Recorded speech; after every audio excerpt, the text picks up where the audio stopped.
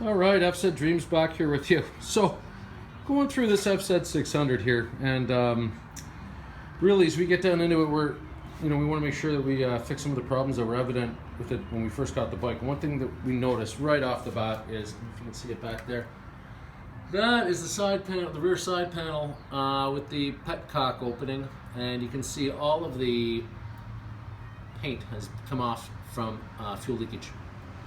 At least I think that's fuel leakage, but that sure looks like fuel leakage to me. In my hand, I have the aforementioned petcock, and look at the knob they put on. That's literally like a dimmer switch knob. That is not the correct knob, which I will order that knob from Yambits. They had it, and I suspect, I haven't run any fuel through this thing, so it needs to be cleaned up, that it's pissing fuel out of it, and that, or it's possibly that rubber seal there, the tank. Those are the filters. It's a gravity tank, so that's where you get your screens.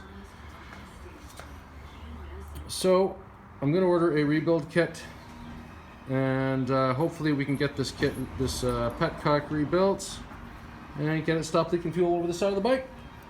We'll let you know how it goes. Thanks for joining. FZ Dreams 87 out.